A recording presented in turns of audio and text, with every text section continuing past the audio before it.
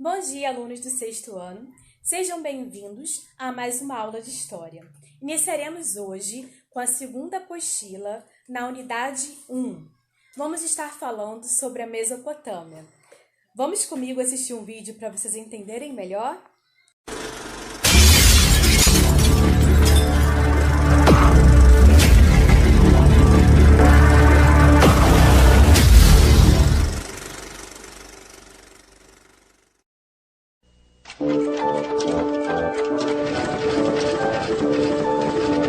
Grandes civilizações.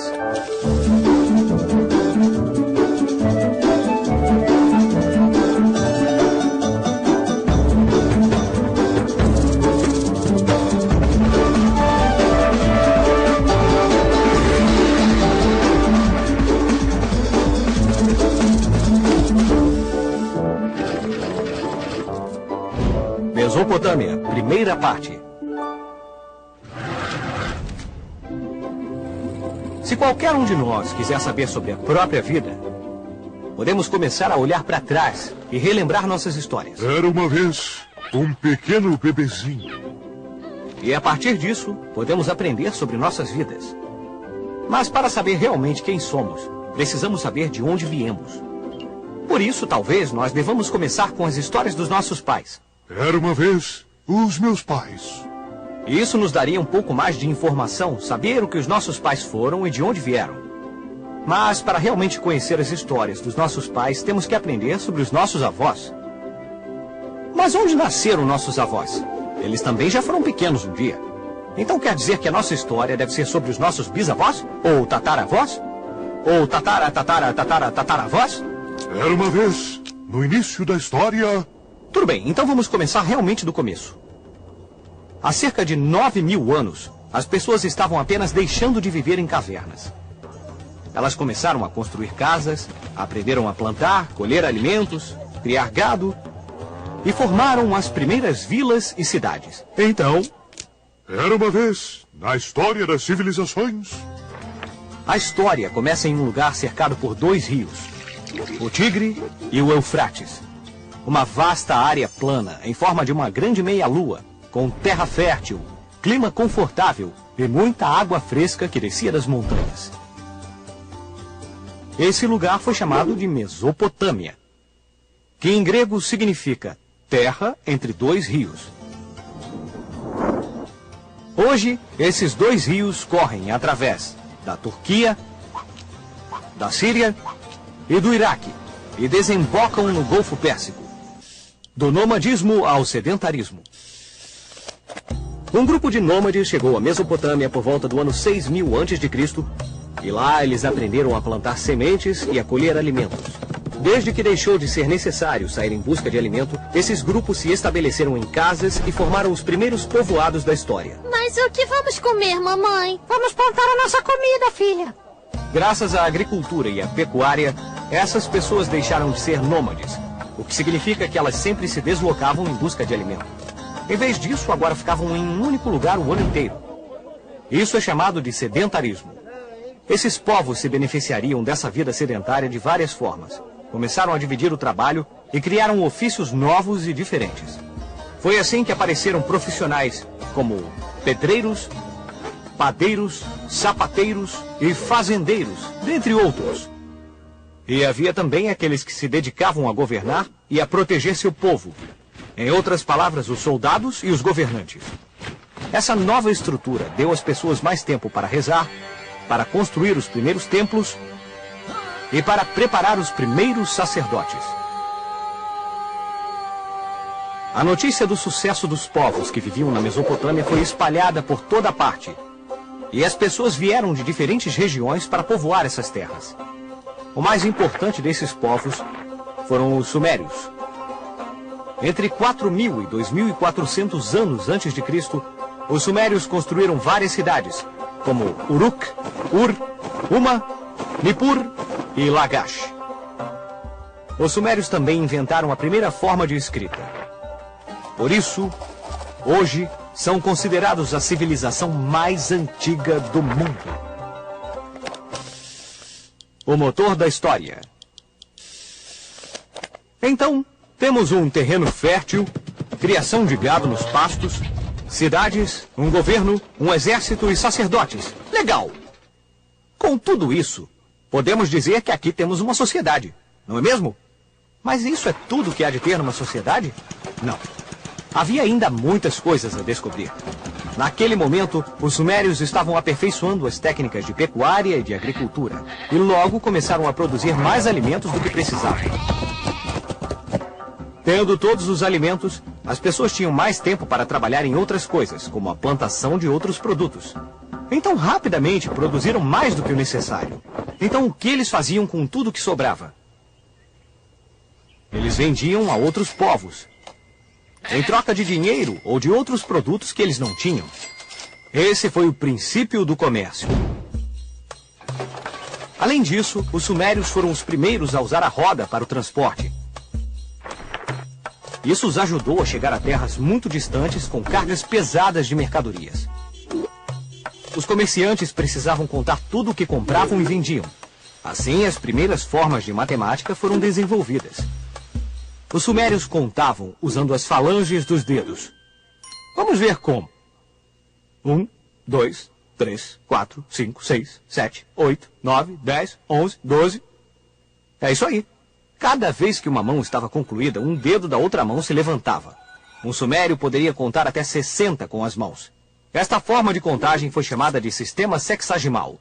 E apesar de milhares de anos terem se passado, nós ainda usamos esse sistema. Por exemplo, dividimos a hora em 60 minutos, 1 minuto em 60 segundos e o ano em 12 meses. A Idade do Ferro.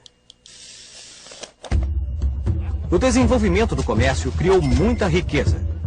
E a acumulação de riqueza gerou muito poder. Mas o comércio não era a única maneira de obter riquezas e poder. Não estou indo para o comércio pelo dinheiro. Eu estou indo tomá-lo para mim. Invadir territórios e tomar a riqueza dos outros foram a causa das primeiras guerras. Ao longo dos séculos, os povos que tinham os melhores exércitos eram os únicos que poderiam ter as maiores riquezas. Exércitos poderosos poderiam tomar à força tudo que estava a seu alcance, especialmente ouro, prata e outros metais preciosos. Esses invasores também capturavam os habitantes dos povoados invadidos, forçando-os a trabalhar como escravos. O invasor, como era conhecido o rei Sargão, conduzia o povo da Acádia. Sob o comando desse rei ambicioso, os acádios desceram das montanhas do norte da Mesopotâmia e até o ano 2370 a.C. conseguiram conquistar todas as cidades sumérias. Foi assim que Sargão foi o primeiro rei na história a criar um império. Eu ganhei! Eu sou o maior! Mas os herdeiros de Sargão morreram. O império ruiu e as terras foram divididas ao longo dos séculos. Até que vieram os assírios. Eles formaram um exército incrivelmente poderoso por volta do ano 1000 a.C. e conseguiram conquistar e controlar toda a região. Os assírios tinham carros de guerra incríveis e um exército de infantaria e cavalaria. Mas a maior vantagem foi quando eles aprenderam a fazer armas de ferro, que eram mais fortes e mais poderosas do que todas as armas de bronze. Isso deu aos assírios uma enorme vantagem. Vamos usar nossa bússola do tempo para descobrir mais sobre a história das ferramentas. O Homo habilis, que significa homem habilidoso, surgiu na África há cerca de 2 milhões de anos. Esse ancestral dos seres humanos foi o primeiro a fazer ferramentas de paus e pedras. Era o início da Idade da Pedra. 1 milhão de anos depois, o Homo habilis tinha evoluído para o Homo erectus, que significa homem ereto. Os Homo erectus fizeram as melhores ferramentas, construíram abrigos simples e aprenderam a usar o fogo. Há apenas 15 mil anos, arcos e flechas com pontas feitas de ossos ou pedras foram usados pela primeira vez. Em seguida, as primeiras ferramentas e armas de metal foram fabricadas na Mesopotâmia há cerca de 7 mil anos. Elas eram feitas a partir de um metal flexível chamado cobre. Há cerca de 5 mil anos, os habitantes da Mesopotâmia descobriram que se derretessem o cobre em fornos e o misturassem com um outro metal flexível chamado estanho, eles poderiam fazer um metal muito mais forte. Senhoras e senhores, esse era o início da Idade do Bronze. Mas não terminou por aí. Porque a natureza ofereceu um metal muito mais forte, chamado de ferro. Porém, era preciso temperaturas muito altas a fim de transformá-lo em qualquer coisa. E ninguém naquela época sabia como fazer isso. As pessoas descobriram, por acaso, uma técnica para derreter o ferro há 3.000 anos. Com essa descoberta, fizeram armas mais fortes e ferramentas mais eficientes. A Idade do Ferro tinha chegado. Mesopotâmia, segunda parte. Palavras são levadas pelo vento. Mas se você escrevesse essas palavras, então elas teriam alguma permanência. Escrever é uma maneira de colocar os pensamentos e ideias de forma concreta. Quando você escreve alguma coisa, isso fica para alguém ler. É a escrita dos povos antigos que dá a melhor imagem aos historiadores sobre os pensamentos e ideias desses povos que viveram há muito tempo. O conceito desenvolvido de escrita serviu para registrar os modos de vida e expressar ideias e pensamentos. Os mesopotâmicos antigos não tinham papel para escrever, então usavam certos minerais misturados com água para fazer argila, que colocavam em moldes. Enquanto a argila estava mole, era possível escrever sobre ela. Em seguida, era cozida em fornos e ficava dura, tornando permanente o que estava escrito. As marcas sobre esses tabletes de argila eram feitas com cunhas, cuneus em latim, ou pregos. Por isso, esse tipo de escrita foi chamada de cuneiforme. No ano 1792 a.C., um rei chamado Hammurabi uniu o reino da Babilônia e decidiu que as leis tinham que ser não apenas escritas, mas gravadas em pedra. Ele pensou que se as leis estivessem acessíveis para todo mundo ler, as pessoas seriam mais capazes de compreendê-las e de determinar se alguém era culpado ou inocente. Uma enorme pedra de basalto foi gravada com 282 leis. Essas leis deveriam ser seguidas por todos no reino. Esse foi o primeiro código de leis da história. O princípio básico do código de Hammurabi foi uma tentativa de fazer tudo com justiça. Se uma pessoa prejudicasse alguém, ela seria punida com o mesmo crime que cometeu. Em outras palavras, olho por olho, dente por dente. Babilônia, cidade eterna. Além do tamanho, a Babilônia ultrapassa em esplendor qualquer cidade do mundo conhecida até hoje. Isso foi o que o grande viajante Heródoto de Halicarnasso disse em 450 a.C., quando chegou à Babilônia. Heródoto foi um grego que viveu no século V a.C. e é considerado o primeiro historiador do mundo. A antiga cidade de Babilônia foi o lar de uma das 7 maravilhas do mundo antigo. Vários jardins foram construídos nas paredes, de forma que pareciam estar flutuando no ar quando vistos de longe. Essa maravilha foi chamada de os Jardins Suspensos da Babilônia. A lenda diz que os maravilhosos jardins adornados com plantas exóticas foram construídos pelo grande rei Nabucodonosor II. Sim, eu fiz isso em homenagem à minha esposa, que queria lembranças das flores de sua infância. Nabucodonosor II viveu há cerca de 600 anos antes de Cristo e herdou o grande reino da Babilônia de seu pai, que havia derrubado os assírios e conseguido a independência da Babilônia. Nabucodonosor II também conquistou a Judéia e Jerusalém. Por isso é que ele era retratado como um homem muito cruel na Bíblia. Mas foi graças ao reinado de Nabucodonosor que a Babilônia se tornou uma cidade linda e maravilhosa, conhecida como a Pérola da Mesopotâmia. Na Mesopotâmia, os deuses eram adorados em templos chamados zigurates.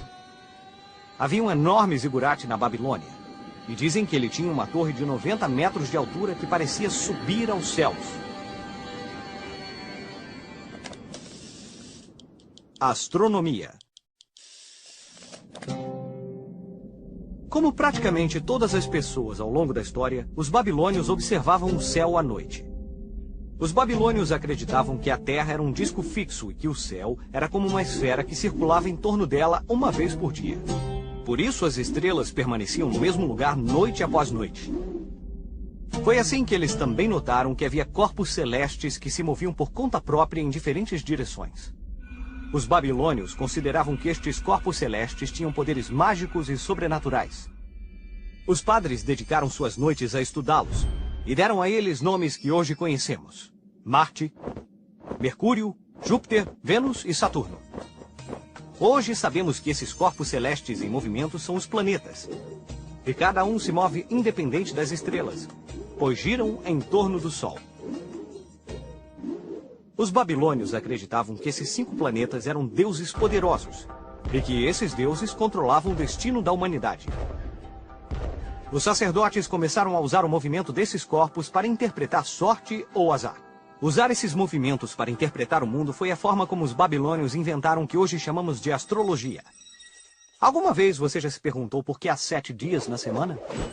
Bom, foram os babilônios que organizaram a semana em 7 dias nomeados em muitas línguas, como esses 5 planetas, o Sol e a Lua. Em várias línguas até hoje, existe essa relação com os corpos celestes. Em inglês, segunda-feira, Monday, dia da Lua, sábado e domingo, Saturday, dia de Saturno, e Sunday, dia do Sol. A Epopeia de Gilgamesh. A mais antiga história escrita que conhecemos vem dessa época. Trata-se de um lendário herói chamado Gilgamesh. Filho de uma deusa e de um semideus, Gilgamesh foi um rei muito valente, bonito e que também achava que era invencível. Os deuses pensaram que esse rei era um pouco vaidoso e decidiram ensinar-lhe uma lição. Por isso criaram Enkidu, um poderoso rival. Gilgamesh e Enkidu disputavam batalhas épicas. Mas como nenhum conseguia vencer, decidiram que se fossem amigos teriam muito menos trabalho do que se lutassem. Esse foi o começo de uma grande amizade. Mas havia um desafio maior para Gilgamesh. Ele tinha uma grande admiradora chamada Ishtar, a deusa do amor. Mas ele resolveu ignorá-la. Os deuses não gostaram de ser ignorados, e por isso decidiram puni-lo, matando Enkidu. Louco com o pesar pela morte de seu amigo, Gilgamesh decidiu tentar ser imortal. Sua busca o levou a um mar perigoso, em que a planta da eterna juventude podia ser encontrada. Mas uma serpente tirou a planta mágica do alcance do rei, e por isso ele perdeu para sempre a esperança de ser imortal. Assim termina a primeira história, e assim termina a nossa história da primeira civilização, que remonta 9.000 anos até as planícies férteis da Mesopotâmia e ao início da história da civilização.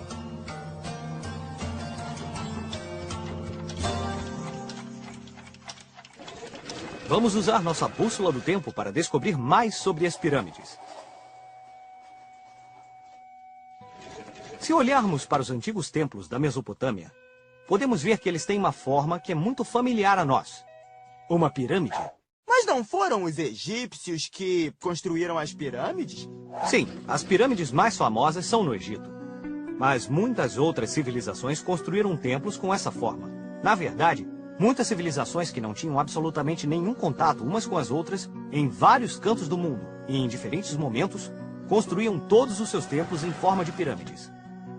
Nós já vimos os zigurates da antiga Mesopotâmia. Esses templos foram construídos há cerca de 5.000 anos. No mesmo momento em que as grandes pirâmides estavam sendo construídas no Egito, os mesopotâmicos também foram construindo seus magníficos templos zigurates. Cerca de 2.600 anos depois, do outro lado do globo, uma civilização que nunca tinha estado em contato com o Egito ou com a Mesopotâmia estava construindo os próprios templos em forma de pirâmide. A civilização Maia. Assim como os zigurates da Mesopotâmia, os templos maias eram utilizados pelos sacerdotes para honrar seus deuses em cerimônias religiosas. E na América Central, por volta do ano 150 d.C., os membros de uma civilização chamada Teotihuacan iniciaram a construção da impressionante Pirâmide do Sol. Eles não usavam blocos de pedra como os egípcios, mas montes de terra cobertos de pedaços de lava petrificada. 50 anos mais tarde, os Teotihuacan completaram uma pirâmide medindo quase 64 metros de altura e com 365 degraus, um para cada dia do ano. 1.200 anos mais tarde, os astecas continuaram essa tradição na Mesoamérica. Na lendária cidade de Tenochtitlan, foram construídos 25 templos que imitavam as montanhas para chegar ao céu.